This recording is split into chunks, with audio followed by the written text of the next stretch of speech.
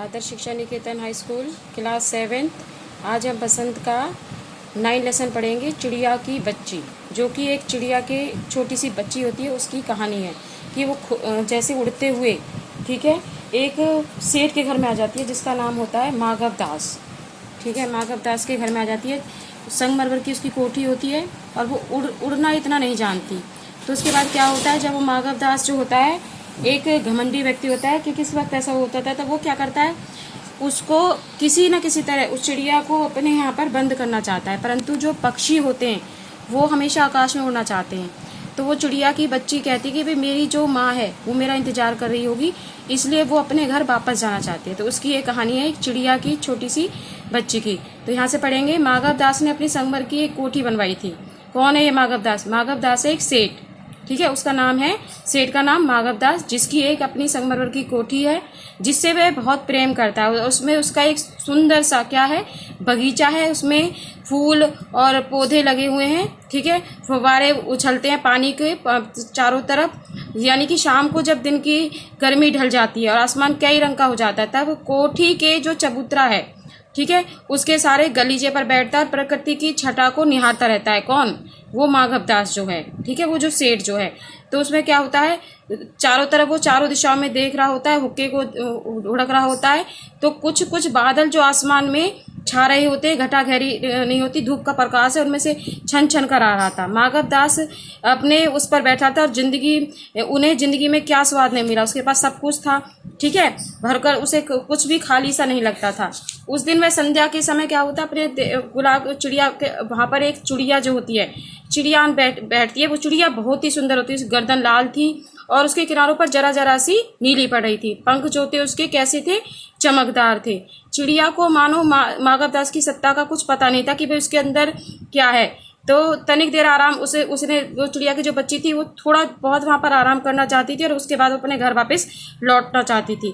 तो माधव दास को वह चिड़िया बड़ी अच्छी लगी। तो उसने क्या करा, वो इस समय वह अपना सब कुछ भूल गया और उन्होंने चिड़िया से कहा, आओ तुम बड़ी अच्छी आई हो, यह बगीचा तुम लोगों के बिना कैसा था, सूना लग रहा था। कौन कह रहा है? ये माधव दास कह रहा है।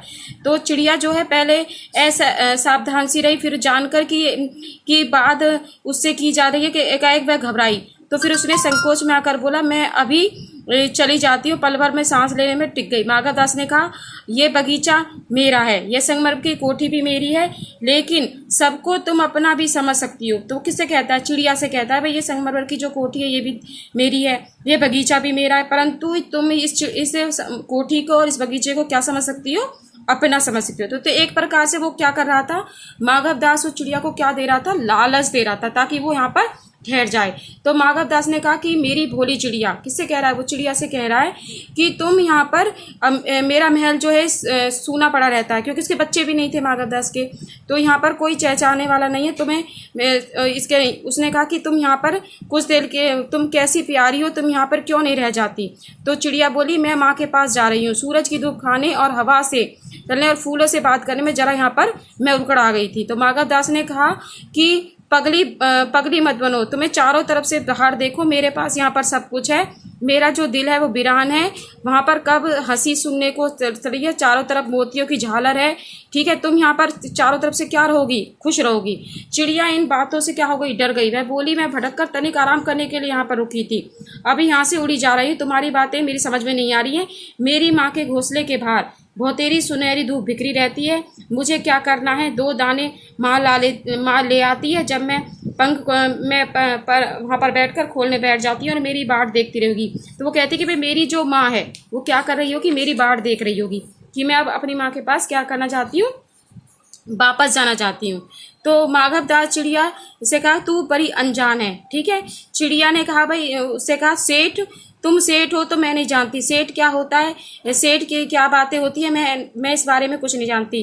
तो सेठ ने कहा कि तुझे बुद्धि नहीं है, तू सोना नहीं जानती, सोना उसी प्रकार जगत को तृष्णा है, वह सोना मेरे पास है, ढेर सारा सोना है, सोने के पिंजरे हैं, मैं तुझे पिंजरे में बैठाऊंगा जिसमें तू थिरक थिरक कर बोलना। तो सेठ जो है, तुम क्या जानोगी, चिड़िया से कहती है, सोने का मूल्य है, सीखने के लिए तुझे बहुत कुछ सीखना है। सेठ माधव जो था वो उसे कहता है कि तेरी किस्मत खुल जाएगी अगर तुम मेरे पास रहेगी। तो उसके बाद क्या होता है, सेठ उसे कहता है ठहर ठहर, इसे अपने पास के फूल को तूने देखा, यह एक ऐसे हैं, इतने कीमती हैं, अनगिनत फूल मेरे बगीचों में हैं, भांति भांति रंग के हैं। तो तेरे घोंसले में तेरी माँ पर क्या है, इस बहार के सामने तेरी माँ के पास क्या है, तेरी माँ के पास कुछ नहीं है, वहाँ तेरे घोंसले में कुछ तो नहीं है। कैसी सुंदर तेरी गर्दन है, कितनी रंगीन तेरा शरीर है, तू अपने मूल्य को नहीं जानती। चिड़िया जो है वो सेठ से कहती है, सेठ मैं अपने को नहीं जानती, इतना जानती हूँ कि मेरी माँ और मुझे यहाँ देर हो रही है, मेरी माँ मेरा इंतजार कर रही होगी, अंधेरा हो गया। सेठ ने कहा, अच्छा चिड़िया जाती हो तो जाओ, इस बगीचे को अपना ही समझ लो, तुम बड़ी सुंदर हो। यह कहने के साथ ही सेठ ने एक बटन दबा दिया और उस बटन से दूर कोठी से अंदर की आवाज आई, जिसे सुनकर दास झटपट भाग कर आया, सब कुछ छान भर कर। कौन था दास? ठीक है, वो उसका नौकर था। सेठ कहते रहे, अब तुम अभी माँ के पास जाओ, माँ बाट देखती होगी, पर कल आओगी, कल ना आना, परसों आना, रोज आना। यह कहते थे दास को सेठ ने इशारा किया। ठीक है, माधव दास को, उसको दास को, जो उसका दास था ना, उसको सेठ ने क्या किया, इशारा दिया कि तो से इसको चिड़िया को क्या कर, पकड़ने का प्रयत्न कर। तो कठिन सेठ कहते हैं कि सच तुम बड़ी सुंदर लगती हो, तुम्हारी भाई बहन, कितने भाई बहन है, उसको बातों में लगाता है। कौन? माधव दास, ताकि जो उसका नौकर है वो उसको किसको पकड़ ले, उस चिड़िया को पकड़ ले। ठीक है, तो सेठ ने कहा, कहाँ है तुम, अभी उजाला है मेरी चिड़िया, तुम अभी थोड़ी देर और ठहर जाओ। इतने में चिड़िया को बोध हुआ कि एक कठोर स्पर्श उसके देह को छू रहा है, यानी कि कठोर जो हाथ है उसके शरीर को छू रहा है, उसे ऐसा महसूस हुआ। वह चीख कर चिल्लाई और उड़ती हुई एक सांस में अपने माँ के पास चली गई और माँ की गोद में खिंचकर सुबकने लगी। अरे माँ, ओ मेरी माँ, ओ मेरी माँ। मेरी माँ की छाती चिपटा कर पूछा, क्या है मेरी बच्ची, क्या है? तो उसने बड़ी देर से ढाढ़स बंधा कर कहा, पलक मींच ली और छाती में ही चिपक कर सो गई, अब पलकने को लगी। तो इस कहानी के माध्यम से ये समझाया है कि किसी के पास कितना भी धन हो, कितनी भी दौलत हो, परंतु जो माँ कैसी भी हो, सब बच्चों को अपनी माँ बहुत ज़्यादा प्यारी लगती है। कोई भी बच्चा अपनी माँ के उसमें लालच में नहीं आता। ठीक है, आज के लिए इतना ही। अभ्यास के क्वेश्चंस करने हैं, कुछ शॉर्ट क्वेश्चंस भी करने हैं और पहले इस लेसन को रीड करना है।